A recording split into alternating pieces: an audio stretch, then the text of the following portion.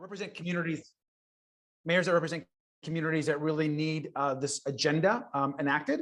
We're all Latinos, obviously, but first and foremost, we're mayors of our communities.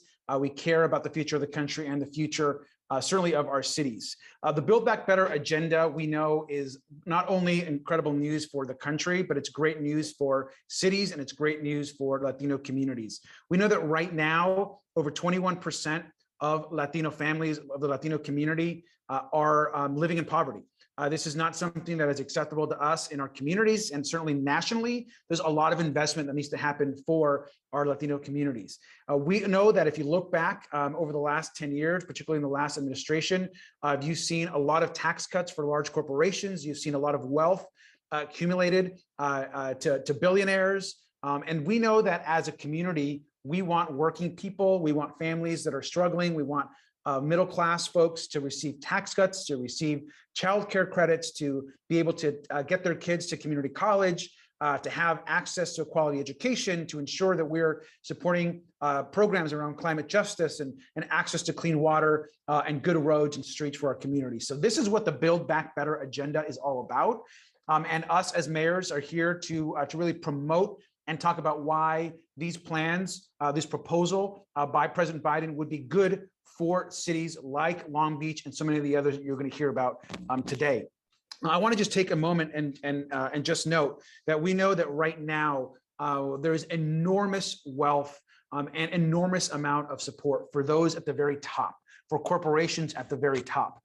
And those folks aren't struggling. I think that President Biden's approach in ensuring that middle-class folks, that working people receive new access to programs and support is central to the Build Back Better agenda. He wants to ensure that middle-class families receive a tax cut. We also want to make sure that folks know what's in the Build Back Better agenda. So how does this impact Latino families? And I'll just give you an example here in Long Beach. One of the pieces that we're excited about in the Build Back Better agenda and the plan as it moves forward this week and in the weeks ahead is for us, this idea of access to universal preschool for young kids. In all of our cities across the country, there are families that can't afford or have access to universal pre-K. There are kids that are starting at the kindergarten level that are better prepared than other kids because some kids didn't have the same access or opportunities. And so for us here in California and across the country, a key piece of the Build Back Better agenda is this national commitment to universal pre-K. Before I was mayor, I was an educator. I've been an educator my whole life. And I know that as an educator, there is no better investment than in early childhood ed and in universal pre-K. We see what the outcomes and the research shows and the impact on families. And so that is one piece of the Build Back Better agenda that we are very excited about. And as mayors, the impact to our cities, and as Latinos, the impact to all communities, but especially the Latino community, is going to be immense. And so that is a part of the agenda, and we look forward to having a few more highlighted today. I want to turn this over to Mayor Trey Mendez from Brownsville, Texas, and he's also going to talk a little bit about the Build Back Better agenda. Mayor. Thank you, Mayor Garcia, and thank you for the opportunity. I want to thank the Biden administration for giving us this opportunity, and thank the rest of my colleagues, Mayor Elorza, Mayor De La Isla, and Mayor Romero, for joining me here today. The city of Brownsville, Texas is like many other communities. We are a border city in the southernmost tip of Texas. And like many border communities, we have a very unique economy, and our socioeconomics are primarily Hispanic. We're over 90% Hispanic, and we have been considered one of the poorest communities in the United States, as well as one of the least connected communities in the United States. But I'm happy to say that hopefully we get to cross our name off of both of those lists here in the near future. We've been working on many initiatives, and thanks in large part to the president's agenda. And I had the fortune and honor of being a part of the president's National Platform Committee, where a lot of these hopes and a lot of these goals really started taking shape. And I'm happy to say that so far, in just a short time the president's been on board, we've seen changes in my community. For example, thanks to the ARPA funds, we've actually been able to really address our broadband needs. The city of Brownsville, like I said, a couple of years ago, right before I was elected, was ranked as one of the least connected communities in the United States. We are the poster child for the digital divide. And we started working on that pretty quickly, and just approved here in the last couple of months a broadband plan that's a $19.5 million project that's going to lay the middle mile of fiber throughout our community. And that's going to be funded thanks to $19.5 million of federal funds that are coming directly to our community. Really excited about that and how that's going to change the landscape of our entire community and really lift us up from not only least connected, but it's really going to focus and really help us on the economic side as well. And we are, aside from what I just mentioned, we're actually the home of SpaceX. So it's kind of ironic that we are one of the least connected communities, one of the poorest communities in the United States, but also the home to one of the up and coming and really one of the leading space exploration companies in the world. And Elon Musk, who's one of the richest people in the world and the richest person now, as of a couple weeks ago here in our backyard. So being able to draw companies like that, being able to have these assets in our community is really for Brownsville, Texas, a game changer. And besides this, we really will benefit from some of the infrastructure deals that are being proposed, the bipartisan infrastructure deal. I really want to urge all of our friends in the legislature and in Congress to support this bill. It's something for a community like Brownsville that is game changing. We've got all sorts of infrastructure needs, and this is going to address not just broadband, but other infrastructure needs, roads, bridges, things that are sorely needed and that have been deferred for many years, sometimes even decades in some of our communities. So this infrastructure package, as well as the Build Back Better agenda for communities like Brownsville, means lifting ourselves up from our socioeconomics and really showing the rest of the United States what we can do given an opportunity. And that's really what this is all about. It's about opportunity and giving hardworking Americans and hardworking families, especially people of color, an opportunity to help themselves, help their community, and help their family.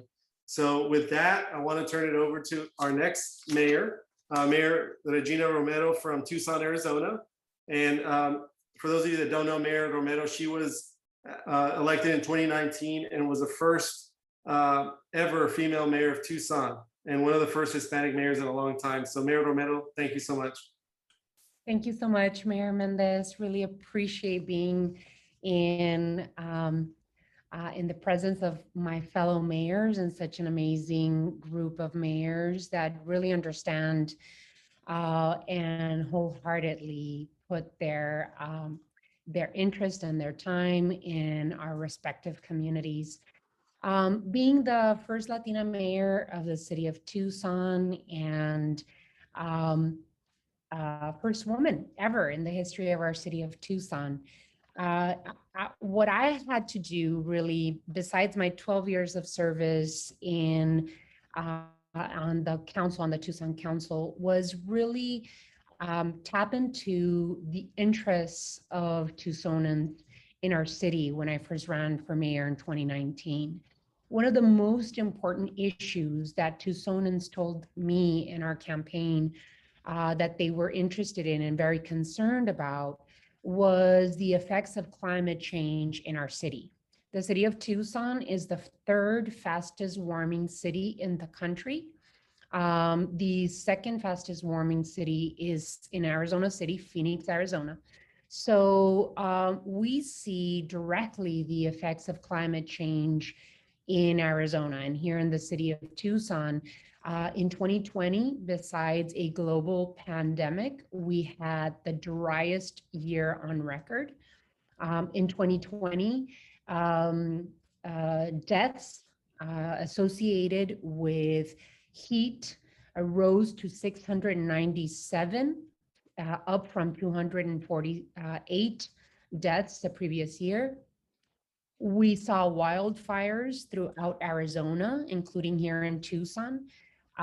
We had 100+ days of 100+ degree weather. So we are feeling the effects of climate change firsthand, besides being in the 10th year of a drought. And so the residents of the city of Tucson and Arizonans, period, want to see continued investment through the Build Back Better Act in climate resiliency strategies. Build Back Better Act includes funds for electrifying school buses. It would add millions, billions of dollars to electrify our school buses, more than 25 million children and thousands of bus drivers who breathe polluted air on their rides to school from diesel buses would change. Again, we have to remember that climate change is not just an environmental catastrophe, but it's also a public health issue. And the front lines of climate change are the most vulnerable communities: Black, Indigenous, and communities of color, seniors, and children.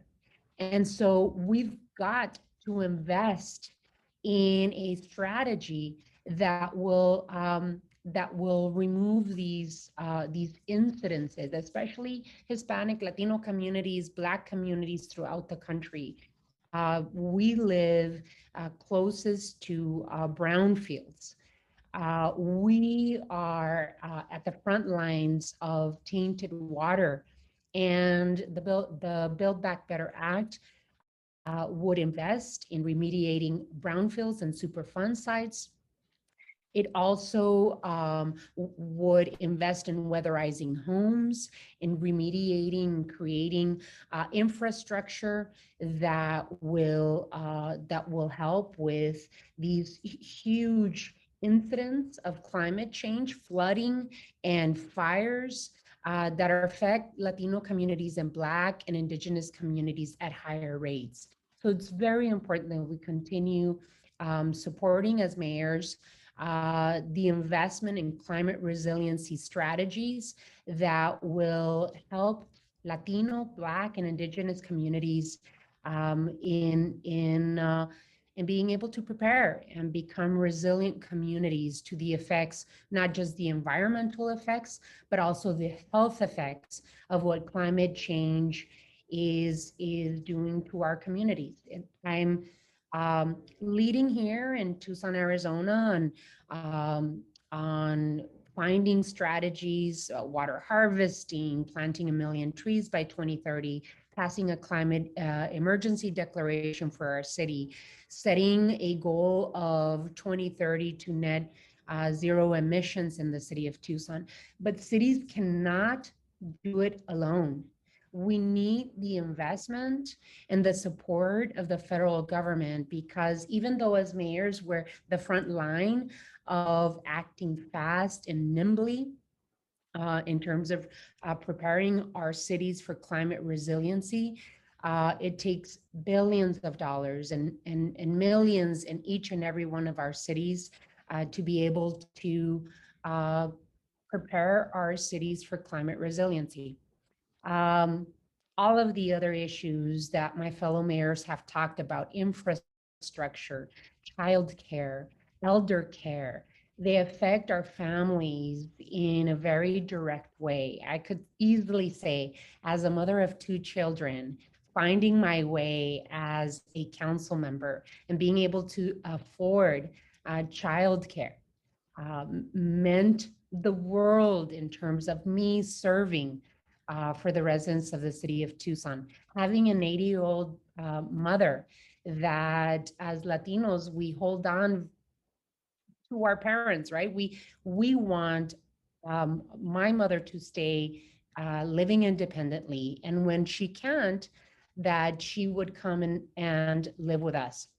We have to be able to provide as a family to my 89-year-old mother, and we need those caretakers to have the additional assistance to be able to provide the best care for our mothers and our grandmothers. And so this could be a transformational investment in our communities, and it's as important to provide human infrastructure investment as it is to provide gray and concrete infrastructure investment for the benefit of the future of our country. So with that, I'd like to introduce to you all my sister mayor, Michelle De La Isla, who's the first Latina mayor of Topeka, Kansas. And I'm so happy to be on this panel with. Well, thank you so much, Mayor Romero, hermana, and to my hermanos that are on the line. Gracias por la oportunidad. And to all of you that are here, my topic is going to be a bit different in the sense that I want to paint the picture for all of you. When I was in college and I was trying to break out of homelessness, back in Puerto Rico, there was an opportunity for me to have childcare while I was going to school. As soon as I moved to the state of Kansas and tried to approach the Department for Children and Families to help with childcare while I was trying to get my degree at Wichita State University, I was told that I was not going to be provided childcare assistance unless I was making less than $7 or $9 an hour, I think was the threshold at that point, which if you think about it, having childcare empowered me to get my education, which empowered me to not depend on a system that empowered me to become the person that I am today. Fast forward to when I became mayor. So if I would have had children of childcare age while I was intending on running for mayor and supporting my community, the reality is that more than likely I would have not been able to do this job. Thankfully, my children are older, but I want to make sure that other women that are staying out of the workplace right now, especially after the pandemic, don't have to grapple with those decisions, which is why as part of this agenda, the fact that we are considering the expansion of the child tax credit so that families are able to have affordable childcare, that we're actually talking about the fact that investing in early childhood education and in childcare is investing in economic development. The figures are very simple. If you don't have proper childcare for your child and your child happens to have a need, and you wait for that child to finally have those issues addressed when they end up in kindergarten, your child is already starting behind, which means the $15,000 for a 504 plan, because the IEPs that are being paid for by the federal government only qualify under specific medical guidelines. So if we don't have communities and readiness for childcare, not just childcare, quality childcare for our children that prepares them to go to school, what ends up happening is that we have larger expenditures later on for our children to be successful. Furthermore, it is an economic development tool because we are seeing right now, as our country is coming back, so many women that are not able to go back into the workforce because they are not able to support the cost of childcare. People are wondering, why are people staying home? The question should be, if the benefits that we are receiving right now to overcome the pandemic are more than what I would make so that I could actually provide good care for my children, the question should be, what are we doing with wages in our communities? In the city of Topeka, we are struggling with getting people back into the workplace. This is one of the keys to ensure that we are able to do so. What we never talk about is the fact that the Department of Health and Family said a while back that in order for you to have childcare become affordable, it would be only 10% of your salary. What we're not talking about is the fact that in order for you to place your child in a location is $320 a week for you to go to a center, which means that the families that can't afford childcare are making $170,000 a year. And as we're looking at the jobs that are open, we understand that those are not the jobs that we need filled right now. We do have the need for talent everywhere, but we need to start looking critically at what the needs are in our community. The expansion of the child tax, and not only that, but also the centers is going to be a critical component to help all of our people, because even though it is a Latino issue as well, Latino issues are American issues.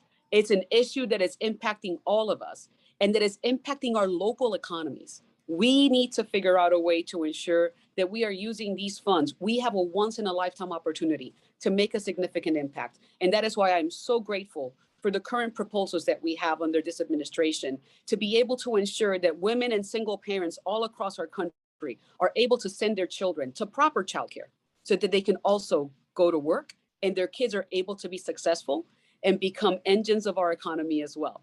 And with that, I will introduce my dear friend and hermano, Mayor Jorge Elorza. Thank you, Mayor De La Isla. It's always great to be on here with you. I also want to recognize all of my colleague mayors. It's great to be on here with you, and particularly I want to recognize Mayor Garcia. Thank you for helping to bring us all together. And so, I want to underscore everything that all of my colleagues just said, but also emphasize that America is at a crossroads right now. We're at a moment where the rest of the world is asking and questioning whether America has the capacity and the will to get big things done. And President Biden's Build Back Better plan is not only an emphatic statement or answer that says yes, but the president is also willing to make the investments to lead our country in this 21st century. 100 years ago, when America invested in 12 years of public education accessible to every child throughout the city, throughout the country, that prepared, or that laid the groundwork for the most educated workforce, the most dynamic workforce, and the most powerful economy that perhaps the world had ever seen. And with these investments, we're able to extend those investments in our people so that we can continue to lead in the 21st century. Here in my city, when I speak with families and when I speak with constituents, the number one issue that comes up with Latinos and with immigrants is the American dream. Access to high quality education so that our kids can have a better life than we have had. And unfortunately, too many of our kids are starting kindergarten already behind. There's a 30 million word gap. Our families just don't have access to high quality preschool programs, but the Build Back Better plan does something about it. Not only does it provide for 2 years of high quality preschool for every child throughout the country, it also cuts childcare costs in half for the majority of Americans, and it critically addresses childhood poverty throughout our country by continuing to reduce it over the long term. All of those things speak to families in my community. If you're wondering whether the American community still believes that the American dream is alive, look no further than Latinos, look no further than immigrants. They absolutely believe that this is the land of opportunity. What made this the land of opportunity were the public investments in education and through the K through 12 space. But for the 21st century, it requires continued investments in the preschool stage and in the career stage. Not only are we investing in kids from cradle, but also to career by making sure that everyone has access to an affordable community college and higher education. This is all made possible through the Build Back Better plan. And so my community is eagerly enthusiastic and supportive of the president's plan. And we hope to do whatever we can to get this over the line so that Congress can pass this and we can get back to making the investments in our people that have made us the amazing, great country that offers opportunity for everyone. And we look forward to being partners in extending that into this new century. So thank you, everyone. And I'll hand it back to Mayor Garcia. Thank you. I want to thank all of our mayors. Just as a reminder, I know we've got about 18 or 19 members of the media on here. If anybody wants to ask a question of any of the mayors or general, now would be the time to put it into the Q&A box. I know I see some of you have requested the recording, and that James is going to get the recording out to whoever would like access to it. So please contact him. But if there's any questions from anyone, just please go ahead and put it in the Q&A box, and we will answer those. I'll wait just a minute or so. And while we're waiting to see if there are any questions, just to kind of put everything together as a reminder, Latinos are at about 21% that are facing poverty, as you can see from all the mayors across the country. We are all committed to ensuring that the Build Back Better plan supports cities, supports Latino communities, supports families that are working class, that are middle class, that are struggling. Those are the families that need support. And at the core of the president's agenda, we believe as mayors is this idea that all the wealth should not be really all sent to the top billionaires and 1% in the country, but that those funds are funds that we're all working so hard every day for, really should be distributed to ensure that we have access to clean water, to reforms around climate, ensuring that we have access to childcare, to school systems. Those are all the things that we are interested in as mayors. And so with that, I don't see any official questions. I do want to thank everyone that joined us for this conversation with all the other mayors. And with that, James, I'm going to go ahead and just shut the Q&A off unless you tell me otherwise. I think we can have one hand raised here. I think it's Patrick. Okay, it's not in the Q&A, but is there? I will allow Patrick to just speak really quickly. And so, Patrick, I just allowed you to speak if you would like to ask your question and identify your media outlet. Absolutely. My name is Pat Ford. I'm with the Coalition Radio Network. We're based in Providence, Rhode Island. Mayor Elorza is our mayor. The mayor introduced very recently a series of grant availabilities for small business with a streamlined application process. What are other cities doing for this? These micro grants can be pretty effective, particularly in disadvantaged communities. Great. Any mayors, if you would like to speak, I can promote you now. I think Mayor, yeah. I'll answer that.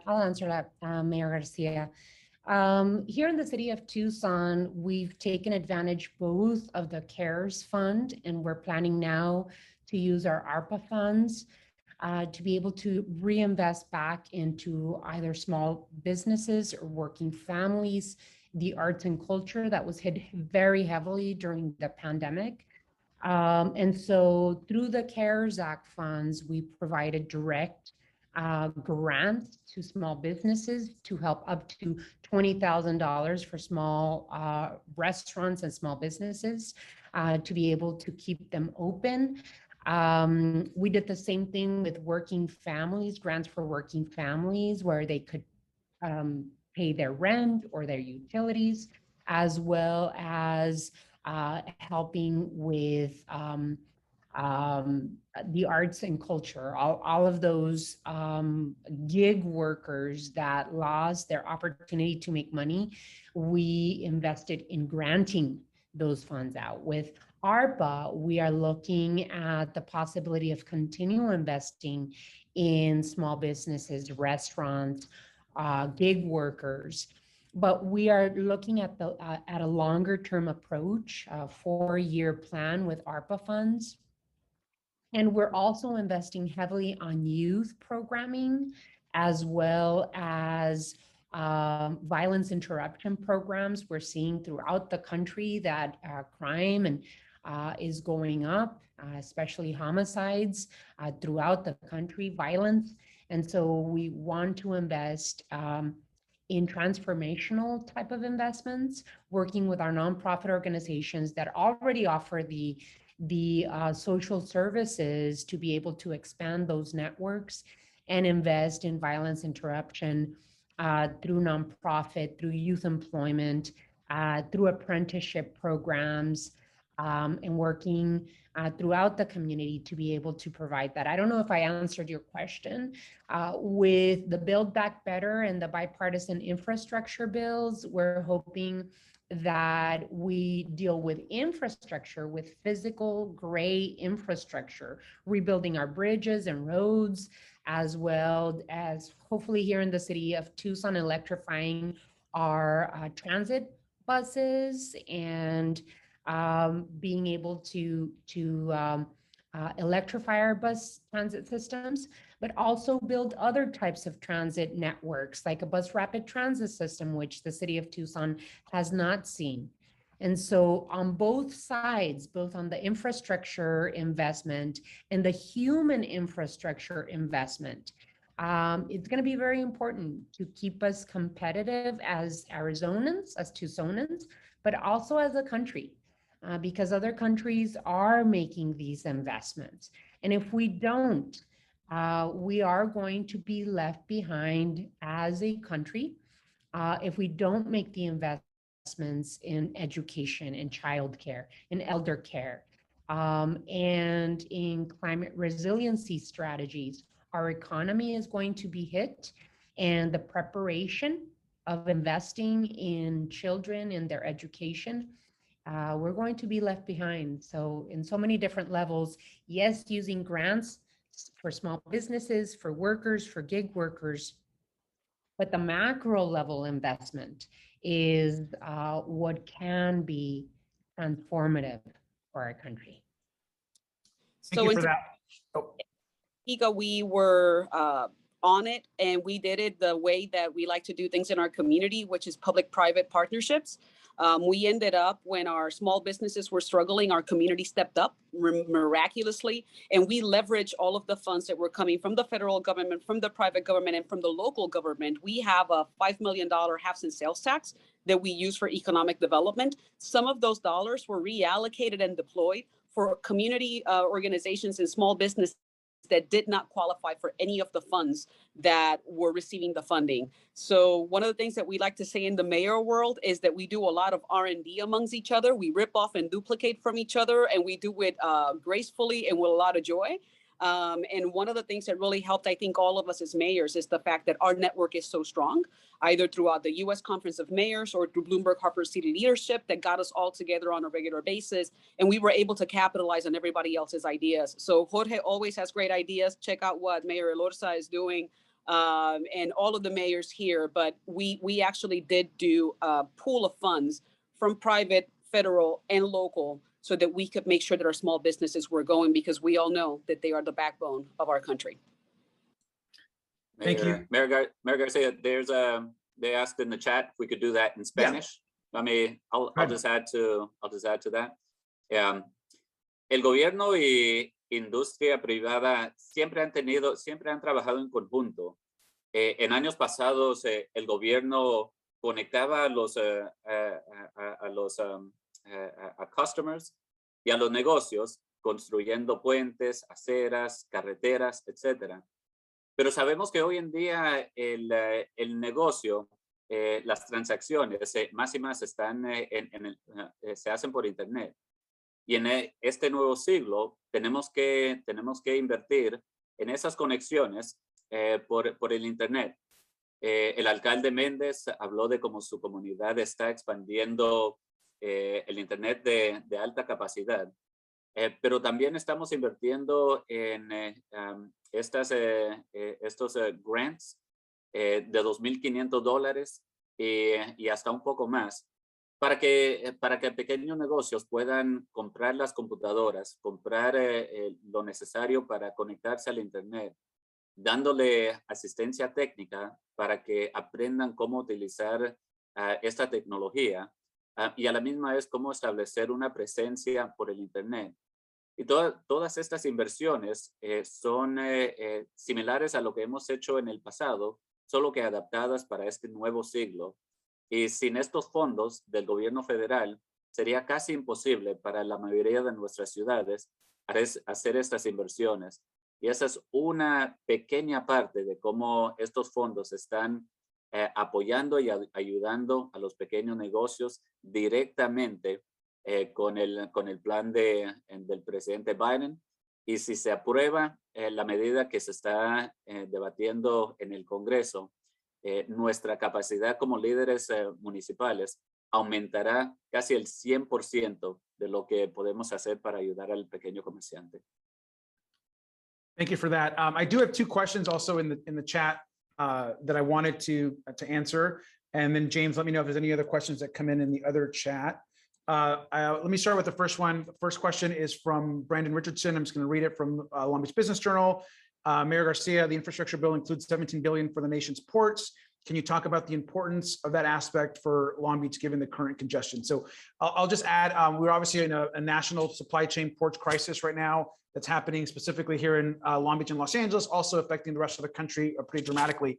Both the infrastructure plan, the bipartisan infrastructure bill, and the Build Back Better budget plan could have an impact on ports, but especially in the infrastructure bill, there's significant dollars, like mentioned, to ports directly.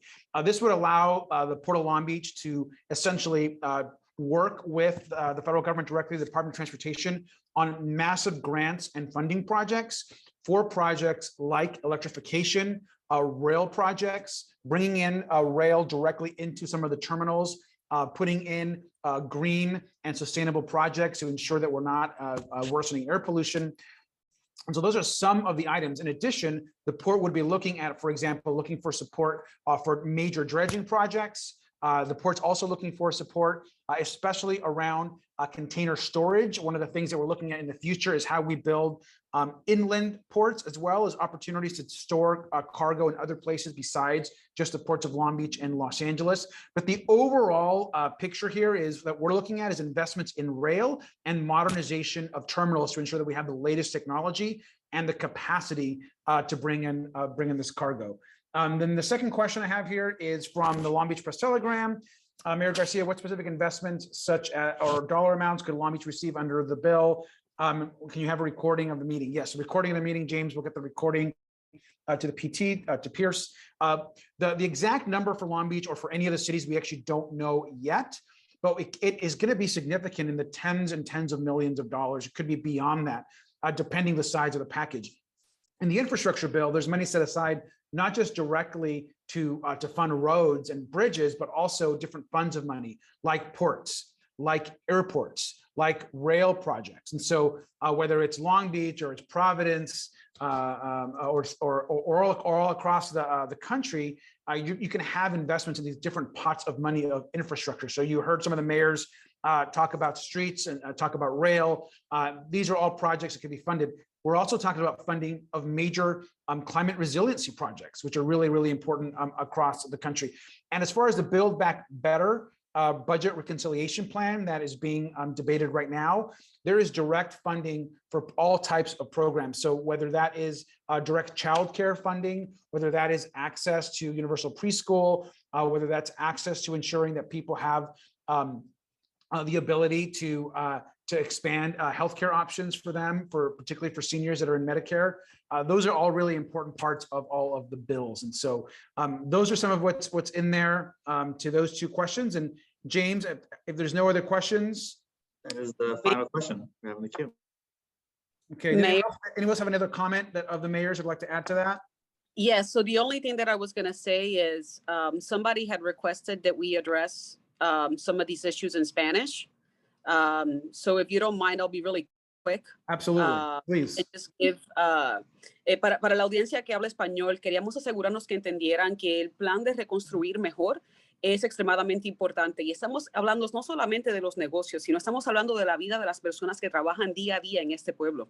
Entonces, nosotros como alcaldes estamos sumamente preocupados de asegurarnos de que todo el mundo tenga entrada. Por eso es que hemos hablado de asuntos de la ecología, de cómo vamos a mantener el ambiente limpio, cómo vamos a asegurarnos que los niños puedan ir al cuidado temprano en su vida, cuestión de que puedan ser exitosos cuando ya entren en la escuela, de que estamos muy orgullosos que la administración ha tomado una iniciativa de asegurarse de que haya un crédito de los impuestos que va a ir directamente a familias, dándole hasta $300 mensuales, que corta casi en mitad el costo del cuidado de niños para que la gente vuelva a entrar a la economía.